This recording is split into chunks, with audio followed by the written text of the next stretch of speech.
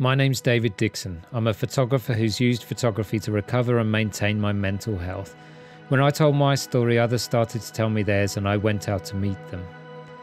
I set out with two aims for this project. The first is to work towards making it more commonplace to talk about our problems, and the second to encourage everyone to take positive steps towards helping themselves and maintaining their mental well-being.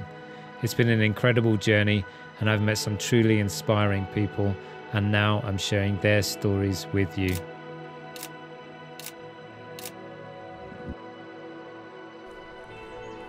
This video is one of the most difficult videos that I've ever produced.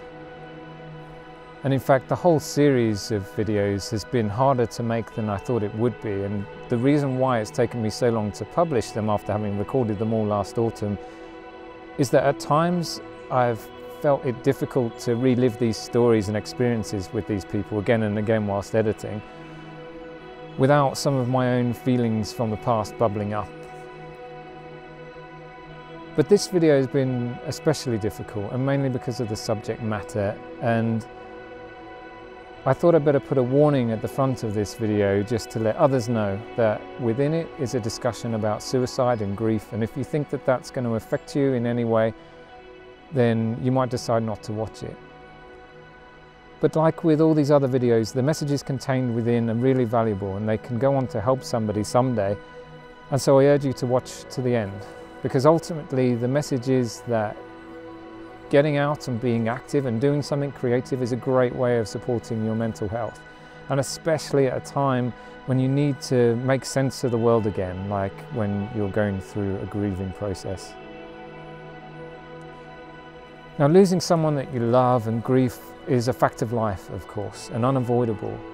But I think that any parent would find it unimaginable to think about losing a child, and even more unthinkable to lose that child to suicide, which is what Sylvia went through with her son John.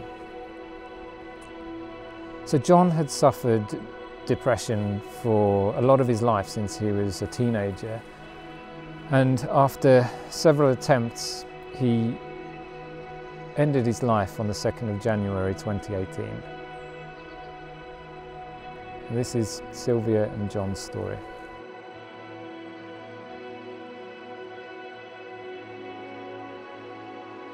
My husband had cancer. He probably had a few years left in him, but he was quite a lot older than me. It was his turn. It was his time to go. But my son was only 31. He still had life left, and yet he took it. And that I find very difficult to come to terms with, why he threw his life away. Depression can affect anyone, men, women, boys, girls, but the suicide rate in men is a lot higher than women, 3 times higher in fact. And it might surprise you to hear that the most common cause of death in men between the ages of 20 and 49 is suicide.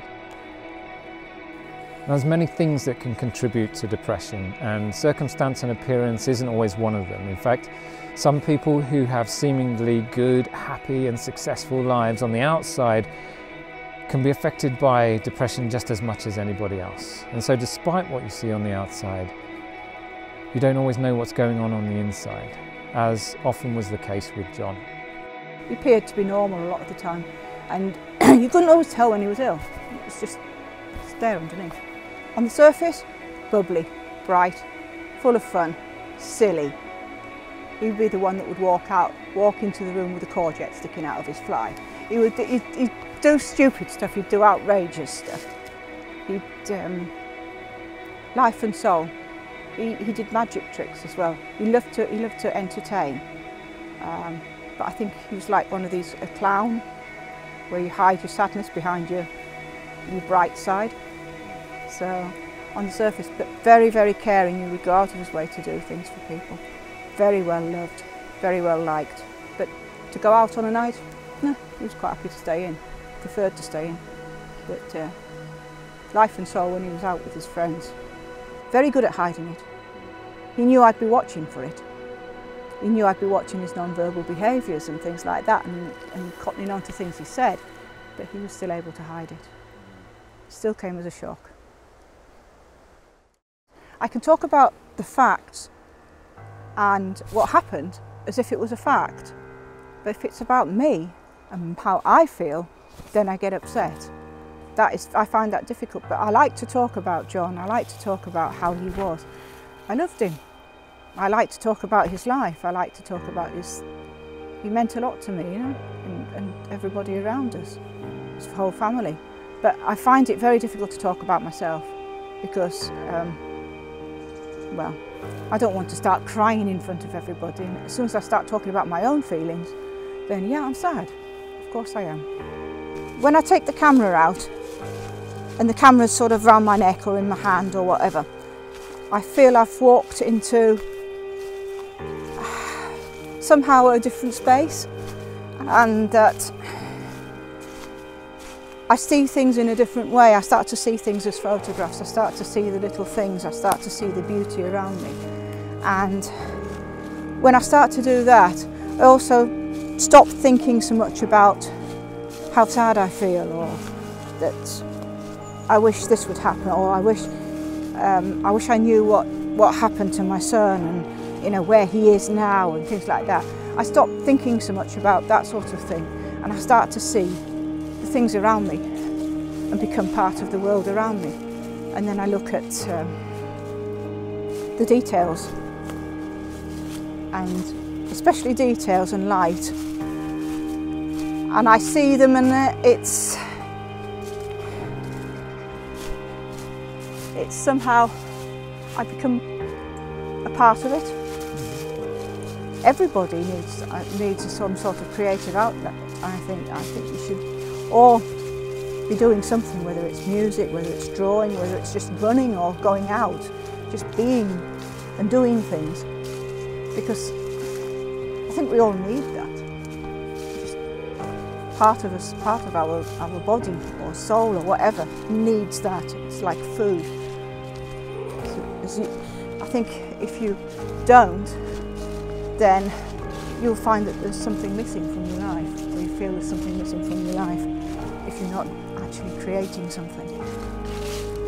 I think everybody needs it, but if you've got a mental health problem, you need it even more. You probably lacked it in the first place, and that might be contributing to it.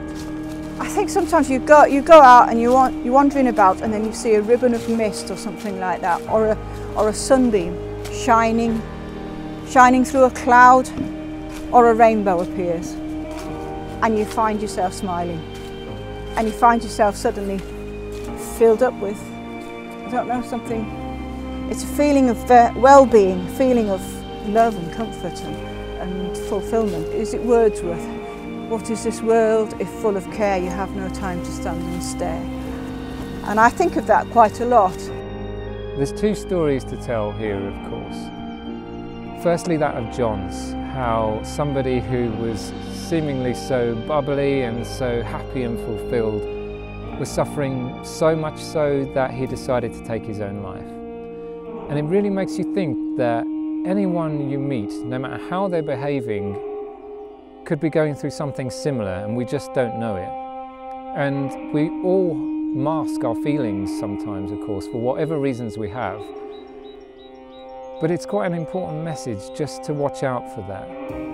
Watch out for it within yourself, simply because you don't know how devastating the consequences of doing so could be to yourself or those around you. But also for the people that you're speaking to, and looking for the signs, and perhaps being able to help somebody that needs it when they need it the most. The other story, of course, is Sylvia's. And I have to admit that before meeting her, I was quite anxious, because I'd never met anyone who'd lost somebody to suicide before, and I didn't know how to behave around her. I didn't know what to say. And as silly as it sounds, because of what she'd experienced, I felt that there was going to be some kind of profound difference between us. But of course, when we got out on our walk in the woods with our cameras, the conversation came, and we did get talking, and I learned a lot about how much she loves photography, and how she's used it to help her through her grief, and how being creative is something that she finds really beneficial to her own mental health. And of course, from talking to Sylvia, I discovered that something that I felt was so difficult to comprehend was something that she felt very difficult to comprehend too. And that didn't make us different. That made us profoundly the same. And that's something I've learned a lot from talking to people in this series already, is that just by talking to people, you find out that you are not alone. You're not the only one who's gone through or going through certain things. And just by knowing that can be helpful in itself. And those are the things that I want people to learn from this video and this series. Doing something that is therapeutic, something creative, something active, like Sylvia said, is important, and you need to be able to do that to help yourself so that you can live a happy or fulfilled life and go on and help others. And that also by talking to others, we find out that we're never alone. Thank you very much for watching Sylvia and John's story. And if you felt that the messages in this video were helpful in any way, then please make sure that you have shared this video to everybody you know, because you never know who might need to hear them too. I need to take that time to stand and stare. So just stand and look. Watch the light in the leaves. Watch the wind blowing things. Watch the waves. Listen to the shingle on the beach as the waves come in and out. And it's very therapeutic.